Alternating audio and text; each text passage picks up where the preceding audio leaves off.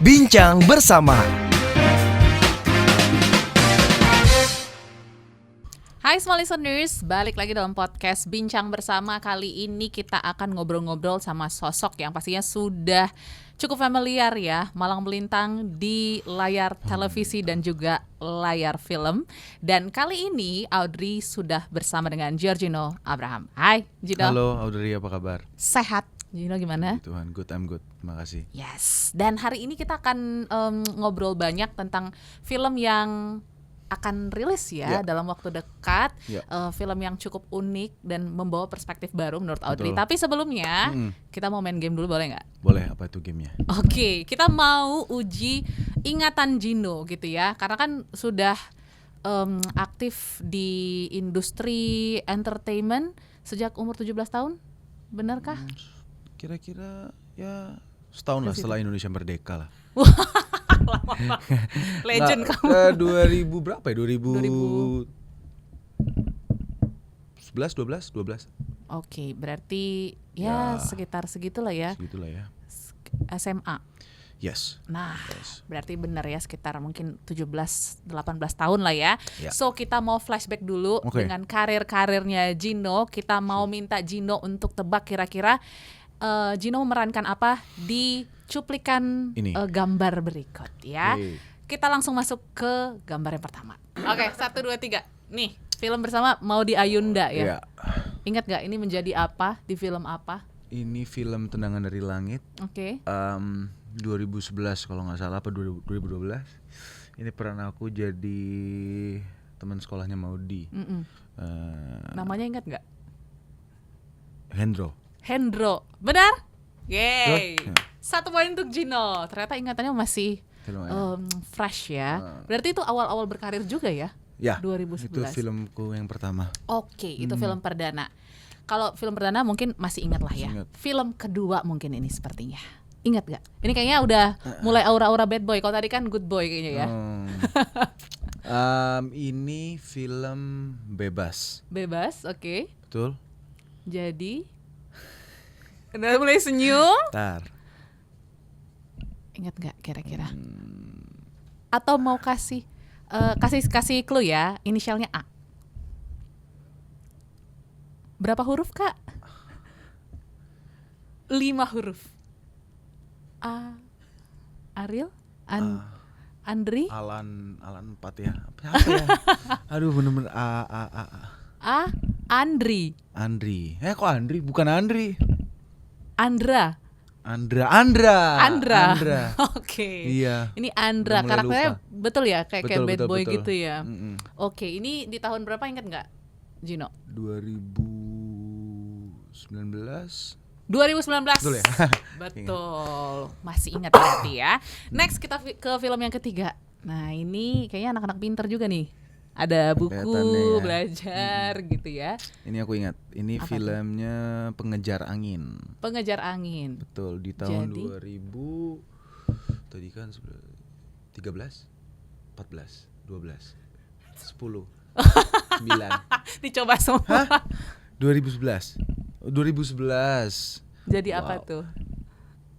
Ingat nggak? Jujur nama karakternya lupa lagi. Y huruf Y. Yesus. Jadi apa ya? Ya tokoh-tokoh mirip dikit lagi, dekat juga dengan tokoh yang disebut. Ayahnya Yesus siapa? Masa Yusuf? Iya bener, Yusuf. Enggak lah. Emang iya? Yusuf. Betul, data yang kita dapat sih Yusuf ya? Mungkin ya. Tapi karena udah Maaf, 2011 lupa. ya, it's okay. Tapi ingat ini film apa tahu? Oke, kita lanjut lagi ke. Ini pasti ingat sih. Ini salah satu film yang boom ya. Ini film Bumi Manusia. Peran aku sebagai Robert Melema. Betul. Tahun berapa? 2019. Yes, good. Next, kita ke film berikutnya. Ini series ya kalau nggak salah. Oh, ini aku tahu. Ini yang viral juga nih. Ini di 2023. 2024. sorry. Oke. Ya ini 2025. 2024 jangan salahkan aku selingkuh. Yes. Sebagai Dimas. Oke. Mhm. Yang terakhir ada? Oke. Nggak ada. Ada kan? Ada ya. Ini yang paling fresh kayaknya ya. Ini sih tidak mungkin lupa ini. Tidak mungkin lupa karena ya. ini salah satu project favorit aku juga. Oke. Ini salah satu cuplikan dari film yang akan tayang sih sebentar lagi. Ini karakter aku sebagai satu film ini judulnya Jangan Panggil Mama Kafir. Oke. Sebagai perlu dibocorin sebagai siapa? Perlu dong. Aku sebagai Fafat. Sebagai Fafat di Betul. film Jangan Panggil Mama Kafir yang akan rilis di bulan Oktober ya. Ya, tanggal 16. Betul. Nah, sebelum kita bahas ke film ini karena kan tadi Gino juga bilang bahwa ini adalah salah satu project favorit. Cuman kita mau flashback dulu nih Boleh. perjalanan karir. Mhm. Kayak tadi aku bilang ya, dari umur 17 tahun mungkin ya, sekitar segitu ya. segitu 17 tahun akhirnya memulai industri entertainment. Sebenarnya awalnya itu kenapa? Karena kan kalau nggak salah kamu dulu sempat tinggal di Aussie juga ya? Betul. Aku dulu sempat tinggal di Melbourne dan kita sudah pindah satu family ya for good ke sana. Dan jadi selesai kelas 6 SD, aku pindah tuh ke Melbourne sama family. Oke. Di sana kita udah pindah ke sana karena papa dapat kerjaan di sana. We moved there for good. Kita udah dapat permanent residence. Stay di sana. Terus ya sudah dari sana nggak ada pemikiran untuk balik ke Indonesia. Oke. Aku menekuni sekolah di sana. Terus fokus sama sepak bola karena aku mau jadi pro. Oh, oke. Mau jadi pro, emang mimpian aku sih. Tiba-tiba aku lagi liburan ke Jakarta, mulailah ditawarin coba casting gitu. Sedangkan aku belum tahu tuh casting apa. Dan pertama yang mengenalkan aku sama industri ini sebenarnya keluarganya Randy Pangalila, salah satu pemain kita juga gitu yang udah nggak asing lagi pastinya Kak Randy Pangalila. Kebetulan papanya Randy sama papaku tuh udah kayak keluarga gitu, sahabat banget. Dan dari situ dikenalin, coba deh casting Gino. Apa itu casting? Nggak tahu. Akhirnya coba berapa kali, selama 2 minggu sih, lagi liburan sekolah gitu. Coba. Pas balik ke Australia tertarik gitu. Oh, oke. Jadi itu ya awal mula pintu gerbang di industri ini terbuka. Ternyata ada peran dari ayahnya Randy juga ya. Kita flashback lagi ya sedikit. Boleh. Ini ada beberapa foto-foto Gino sewaktu muda, walaupun sekarang juga masih muda sih ya. Kita next, masih ingat gak ini masa-masa kapan ya? Oke. Ini di mana, di Indonesia ya? Ya. Di Indonesia ini lagi syuting sinetron, salah satu project. Waktu itu udah tahun berapa, udah lama banget. Film ini, sinetron ini judulnya Aku Anak Indonesia. Ya. Masih ingat ya? Masih ingat. Karena ada. Iya. Aku ingat foto ini karena ini aku ingat panas banget lokasinya. Oh, karena pantai ya kayaknya. Itu terlalu panas dan ya panas banget. Dan kita syuting seharian. Full itu dari subuh ketemu pagi hari. Parah banget lah. Tapi ya. Ini awal karir berarti ya. Oke, next ke foto berikutnya. Ini kira-kira masih umur berapa nih Gino di? Aduh, nggak tahu ini ya, jujur aku agak lupa. Ini 2000 kayaknya ini 14 mungkin ya kalau nggak salah. 14 ya. Oke, dengan style rambut yang masih seperti ini ya, belum jadi Gino yang gondrong. Betul. Next. Nah, ini kayaknya satu passion yang mungkin masih banyak orang yang tahu atau nggak tahu nih. Ya ini aku lagi ngisi ini sih. Waktu itu lagi ngisi lagu bareng-bareng sama beberapa cast untuk satu project. Aku lupa apa. Jadi ya kita nyanyi rame-rame. Bareng-bareng. Oke, nanti kita juga bahas tuh ya passionnya Gino dalam nyanyi. Soalnya ada beberapa single juga kan. Next, kita lanjut ke foto berikutnya. Ini aku lagi syuting sinetron nih, belum lama nih, Love Story. Series. Ini lama banget syutingnya, jumlah episodenya panjang juga, sekitar 700 something atau 800 episode. Ya, ini semasa COVID. Dan 700 episode, kebayang banget sih. Masih ada foto lain? Masih ada lagi? Nah ini nih, ini Gino mode apa nih? Ini aku lagi syuting video klip. Video klip? Untuk single aku. Oke. Ya. Single yang keberapa nih? Ingat gak? Pertama. Oke, ini single pertama Gino. Oke, sepertinya sudah habis. Oke, siap. Sudah habis. Udah pusing juga ya, flashback sedikit ya, nginget-nginget masa lalu. Tapi ya itu ya, namanya perjalanan karir. Pasti ada transformasi, ada perubahan gitu ya. Baik dulu mungkin mungkin orang banyak kenal Gino itu di sinetron. Betul. Gitu ya. Dan sekarang kita mau lanjutin tadi cerita terkait dengan karir ya, karena gerbang pembukanya ya dari ayah Reni Pangalila, terus akhirnya tertarik. Cuma kan tadi Gino bilang bahwa masih punya passion jadi pro player dulu. Iya, pemain sepak bola, betul. Nah, itu jadi impian dari kecil sebenarnya, karena ya namanya anak muda, pengennya kan jadi pasti nggak jauh-jauh dari atlet. Kalau nggak jauh-jauh paling ya polisi, tentara. Ya, itu kan jarang yang pengen jadi saya pengen jadi aktor. Ya, pelukis itu kan jarang, seni atau aktor. Jarang pasti. Terus by the time ya aku tekuni terus olahraga, pengen jadi pemain sepak bola. And it was going uphill cukup baik. Ikut SSB di sana juga, ikut kompetisi rutin. Seminggu 3 kali kita pertandingan, ada kompetisi, ada turnamen semua.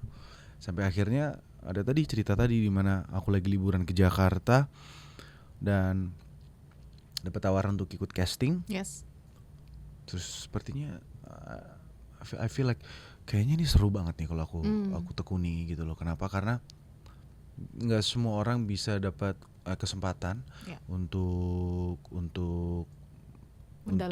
mendalami industri ini gitu. Which is satu, wah ini kayaknya oke banget nih gitu. And you know, kalau I have to be realistic bahwa untuk jadi pro footballer it's really hard, susah banget. Apalagi ya kompetisinya sangat masif ya. Gitu. Oke. Tapi dulu gimana respon dari mama papa ya? Kan dulu kamu mungkin sudah fokus banget nih ke sepak bola, terus tiba-tiba switching. Dan mungkin harus move ke Indonesia juga di momen itu. Move balik ya ke Indonesia, karena dulu aku tuh tinggalnya di Surabaya. Terus baru ke Australia, terus akhirnya harus ke Jakarta. Karena memang yang ditakutin sebenarnya sama orang tua aku, terutama mama ya, itu karena kita nggak tahu industri ini. Meskipun ada di keluarga juga yang memang di industri juga. Kebetulan om aku tuh vokalisnya band Boomerang. Ya, Roy Jekonia. Tapi itu kan berbeda sama apa yang aku tekuni sekarang gitu. Dan itu cuma hanya maksudnya musik ya. Dia sering tur keluar kota. Sedangkan jarang berada di Jakarta lah ibaratnya kalau penyanyi yang memang tur gitu ya.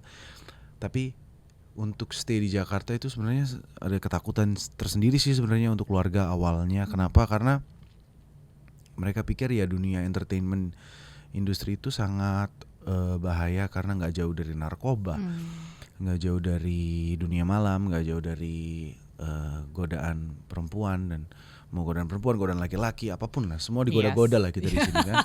Ya kita tuh gampang digoda-goda kalau sini. Tapi ya aku percaya sama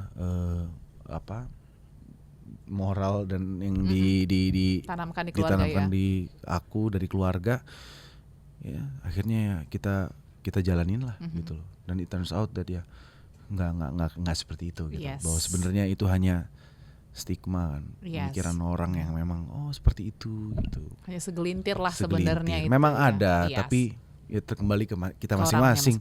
Nggak harus di-entertain kan untuk kita hidupnya nggak benar, untuk kita terjun ke dunia yang lebih gelap gitu. Tapi so far sih so good. Dan di awal karir sampai dengan sekarang, kalau Gino sendiri menjalani prosesnya apakah cukup sulit gitu? Mengalami kesulitan juga nggak? Atau justru mungkin kayak ada privilege juga ya untuk akhirnya punya dapat project-project yang nggak berhenti. Bahkan tadi sinetron pun bisa sampai 700 episode, itu kan cukup panjang banget. Betul. Tapi 700 episode itu kan melewati banyak sekali project-project yang gagal. Yes. Banyak sekali ngelewatin project-project yang memang tidak menyampai 100. Janganlah 700. Okay. Nggak nyampe 100. Semua sinetron aku jarang nyampai 100 episode. Rata-rata tuh 30 episode selesai, 40 episode selesai. Gitu. Ada yang lagi syuting 3-4 episode diudahin gitu. Sedangkan income aku jadi cuma dapat per episode sekian itu. Tiba-tiba di saat COVID lagi ya? COVID nggak ada pilihan, bioskop tutup, nggak ada yang bisa mau nonton. Kita semua nggak ada mau buang uang, spend uang untuk nonton ke bioskop, nggak bisa juga. Ya kan, semua orang yang kerja dirumahkan, at home, ada tawaran masuk sinetron, ya udah aku ambil aja, because I need work. Gitu kan, realistis, aku butuh income, aku ambil. And ternyata itu yang jadi sumber berkat buat aku. So ya maksud aku, ya aku bersyukur banget gitu di saat orang-orang lagi pada struggling di era COVID, di situ Tuhan kasih rezeki. Oke. Gitu. Dan mungkin tadi Gino bilang bahwa sebelumnya nggak pernah main sinetron dengan episode yang panjang seperti Betul. itu gitu ya. Mungkin itu paling panjang. Judul itu tuh nggak hanya 1, 2, 3 sinetron loh. Aku tuh ngerjain sinetron sudah ada 15 sinetron lebih. Hampir 20 sinetron seingat aku tuh dengan judul beda-beda. Dan banyak dari itu tuh yang memang tidak sesuai ekspektasi aku atau sesuai ekspektasi PH dan juga stasiun gitu. It's always under the expectation. Cuman ini tiba-tiba Love Story the Series pecah 700 dan dari situ banyak orang yang jadi apa ya? Aku jadi mengapresiasi gitu loh, bahwa maksudnya sometimes kita bisa dapat berkat di saat kita lagi nggak siap aja. Wah, keren sih. Dan pastinya ketika momen itu datang, itu kan proses mempersiapkan dirinya itu berjalanan, beriringan dengan proses 700 episode itu. Gimana Gino menghadapi itu? Karena kan pasti sebelumnya belum pernah mengalami sepanjang ini episodenya, terus juga mungkin ada capeknya, lelahnya juga pasti. Di tengah perjalanan gitu, mau mundur juga nggak bisa. Gitu. Benar. Jadi gimana di saat kita jalankan sinetron Love Story the Series ini, ya udah aku pengen jalan aja, yang penting mau dapat berapa episode ya sudahlah. Jalan, yang penting aku dapat income terus. Tiba-tiba stabil. Not the best sinetron. Ya, di momen itu. Tapi selalu menjadi top 3, top 5 sepanjang 2 tahun perjalanan project ini. Selalu it's there, stabil gitu. Akhirnya rutin jalan terus syuting, ya akhirnya wah gila ini gak selesai-selesai bro. Capek juga gitu. Maksudnya bukan capek sama dapat uang, tapi capek sama gue gak ada kehidupan. Bolak-balik lokasi 2 tahun gitu loh. Bahkan aku stay di salah satu resort. Karena COVID itu kita biasanya sinetron pulang, kita project apapun kita pulang pergi. Lokasi pulang. Ini enggak, kita dalam 2 tahun, hampir 2 tahun itu kita dikurung di dalam satu resort yang memang enak sekali di daerah Ciawi, Caringin, Bogor sana. Ya bisa pulang, tapi tuh kayak sempat ada waktu kayak bener-bener 2 bulan itu stuck di situ. Sisanya itu ya kalau mau pulang ya dari sana ke rumah gue di Bintaro. Jauh banget. Nggak worth it buat aku pulang pergi, pulang malam. Betul. Terus pagi harus syuting lagi. Tapi gue mau ke Bintaro, perjalanan 1 jam lebih. Terus berangkat juga nanti 1 jam lebih, capek di jalan. Betul. Jadi aku paling pulang seminggu sekali gitu. Atau bahkan bisa 2 minggu sekali. Tapi jadi capek, lelah karena gila rutinitasnya sama. Kru-kru yang aku lihat mereka lagi lebih capek juga ya. Tidur di situ, bangun di situ, pulang syuting yang liatnya mereka, syuting liatnya mereka, pemain-pemainnya itu juga lagi. Jadi habit aku udah kelihatan di mereka, habit mereka juga aku udah tahu banget. Tapi ya akhirnya ketika project itu selesai, emang sedih banget sih karena ya bagaimana kita ngelepas sebuah rutinitas yang sudah mendarah daging di kita selama 2 tahun. Kita harus goodbye, ini hari terakhir syuting gitu. Ya sempet sedih banget gitu pastinya. Tapi tetap ya, ternyata ketika ending prosesnya dinikmati juga gitu, walaupun kayaknya pasti. Bayangannya susah banget seperti itu. Aku sampai sempat berpikir, aduh kapan nih selesai ya judulnya? Kapan nih selesai? setiap hari nanya gitu terus ya. Iya, dalam diri. Tapi aku selalu reflect bahwa no, ini tuh berkat. Yes. Kamu pengen mengimpikan untuk punya episode yang panjang. Dari berapa tahun kamu berkarya belum pernah dapat. Sekarang dikasih dan lu mau exit. Maksudnya mau, gue pengen dong nongkrong sama teman-teman Sabtu, Jumat, teman-teman, bro di mana bro? Wah gila lu udah syuting mulu nggak selesai kapan kelarnya bro? Lo nggak tahu nih ada tempat baru, ada nightclub baru, ada bar baru, ada restoran baru, film-film baru yang lagi tayang, aku ketinggalan semuanya gitu loh. Tapi ya berkat itu aku jadi bisa save up gitu loh sama apa yang aku punya gitu. Jadi ya bersyukur pasti. Yes, tetap disyukuri walaupun mungkin prosesnya pasti, adalah nggak nikmatnya. Namanya juga pengorbanan seperti itu. Sampai pada titik akhirnya mungkin ya tadi pintu berkatnya akhirnya terbuka dari di situ, sinetron ini gitu ya. Dan bahkan juga mungkin tawaran layar lebar seperti itu ya. Seperti project yang menjadi favoritnya Gino nih. Iya, dan bisa dibilang bahwa project sinetron itu selesai, tawaran-tawaran itu jadi banjir berdatangan gitu loh. Karena ya like I said, berkat datang kapanpun kita nggak pernah tahu gitu loh. Aku pernah nganggur kosong, nggak ada job selama 1 tahun penuh, tidak ada job sama sekali. Tapi ada juga momen dimana 1 tahun itu banjir job sampai bingung memilih yang mana. Gitu. Tapi akhirnya memilih untuk liburan sama keluarga. Ngerti gak sih? Kayak aneh banget gitu loh. Kayak hal kayak gitu tuh bisa terjadi. Jadi ya sekarang sih aku berusaha menikmati momen-momen yang aku punya. Job apapun ya aku enjoy, dibawa enjoy. Karena belum tentu posisi kursi yang aku punya sekarang bisa aku dudukin terus. Suatu saat tergeser dan diganti dengan kursi yang lebih baru. Seperti itu. Oke. Nah tadi ke-spill sedikit ya. Mungkin semakin dewasanya kita, kadang kita lebih realistis juga gitu. Pasti. Ya. Nggak harus mengejar project terus menerus, tapi juga kita pengen punya quality time dan pasti punya idealisme sendiri. Pasti. Nah, seperti project yang satu ini gitu ya, jangan panggil Mama Kafir. Pasti ada idealisme Gino sendiri nih, kenapa memilih dan memutuskan untuk terlibat dalam project ini. Sebenarnya apa hal yang membuat Gino tertarik menjadi Fafat di film ini? Yang membuat aku tertarik adalah karena cerita ini itu cerita yang menurut aku relate banget sama kehidupan aku pribadi dan juga sama kehidupan banyak teman-teman, orang-orang di sekitar aku, bahkan di luar yang aku kenal. Tapi isu ini tuh nggak pernah dibawa ke atas meja gitu loh ya. Maksudnya ini cukup menjadi yang ya udah, if you know aja gitu loh. Tapi nggak pernah divisualisasikan, diobrolin. Yuk kita diskusikan bersama-sama secara publicly. Dan menurut aku ini salah satu panggung untuk menunjukkan bahwa ini topik yang perlu dibicarain. Dan there is an outcome to this. Tapi ya melewati banyak struggles pastinya. Gitu. Mungkin semua listeners jadi bertanya-tanya struggle-nya apa, terus juga mungkin isunya apa. So kita bahas dulu gambaran besar cerita dari Jangan Panggil Mama Kafir. So begini, film Jangan Panggil Mama Kafir ini adalah sebuah film drama keluarga, bisa dibilang ya. Base-nya dia religion, di mana ini ada kisah tentang aku yang berperan sebagai Fafat dan my partner di sini Michelle Judith yang berperan sebagai Maria. Ya kita punya kita lahir dari keluarga yang berbeda pastinya.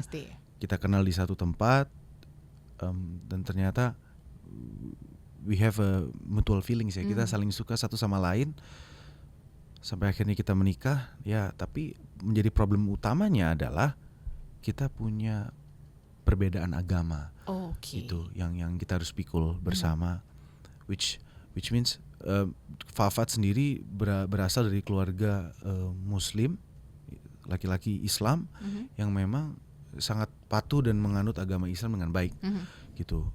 Itu sudah menjadi prinsip ya, prinsip keluarga Fafat dan sudah turun temurun lah ibaratnya seperti itu.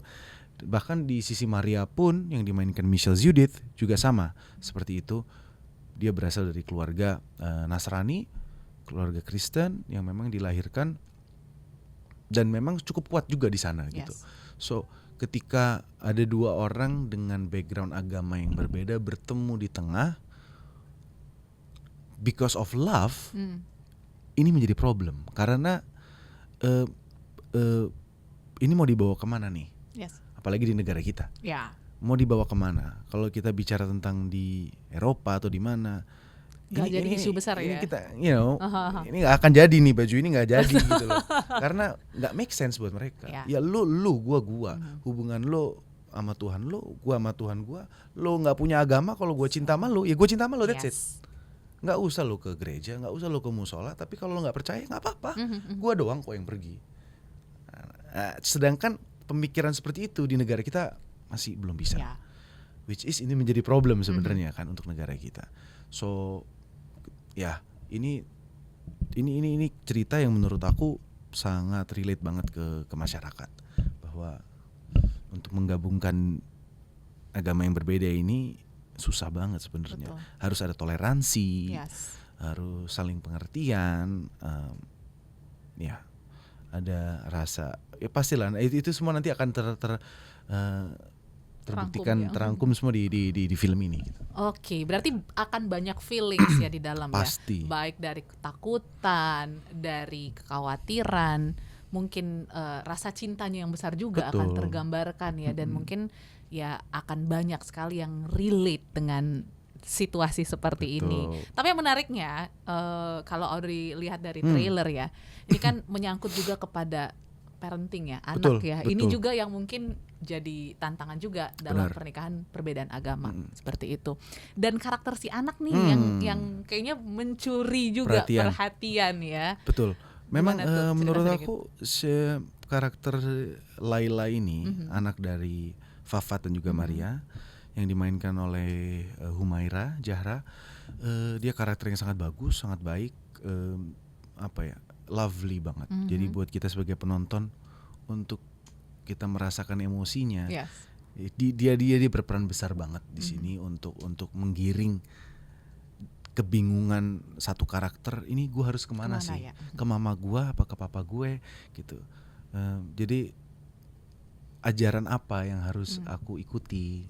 Karena aku dilahirkan, aku berhijab di sini, si Laila ini berhijab, dia harus sholat dan semuanya, tetapi dia harus mendapatkan ajaran dari ibunya yang memang non Islam, which is yang dia Kristen.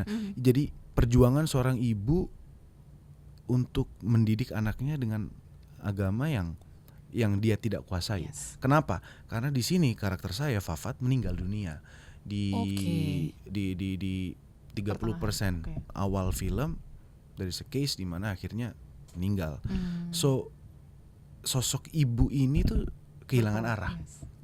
Anak ini kehilangan arah, harus bagaimana? Belum lagi ada hak asuh yang ikut terlibat di sini dari pihak orang tua Fafat dan juga orang tua Maria. Ini jadi bersih tegang, complicated gitu. Jadi ya itu emosinya di sana sih menurut aku.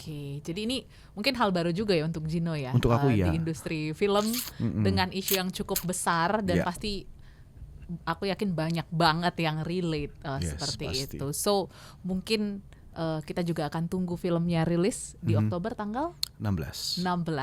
Boleh dong kasih reason why untuk smart listeners datang ke bioskop. Untuk smart listeners, kalau boleh ditanya misalkan why kalian harus nonton, menurut aku seperti yang aku bilang tadi, bahwa cerita ini tuh relatable banget buat kalian yang mungkin mengalami problema ya, atau case-case yang sama atau similar, ataupun akan mungkin lagi PDKT dengan pasangan lain yang agamanya berbeda.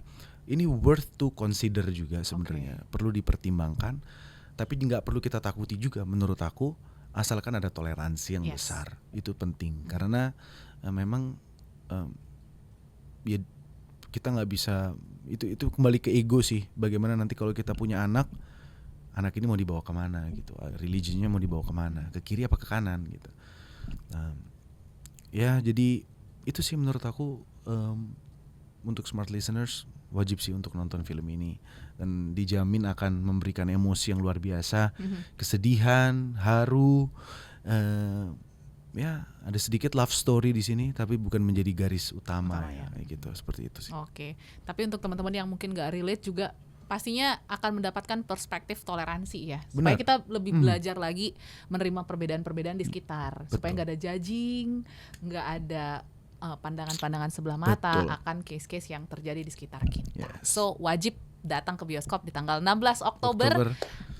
Akan ada keseruan antara Giorgino, Michelle Zudit dan Humaira ya. So thank you Gino, sukses untuk filmnya, semoga sukses karena ini akan menjadi mungkin menjadi solusi juga ya untuk teman-teman yang sedang mempertanyakan hal ataupun case seperti ini. So kita pamit dari podcast Bincang Bersama, sampai jumpa dan sukses untuk Anda. Bincang Bersama.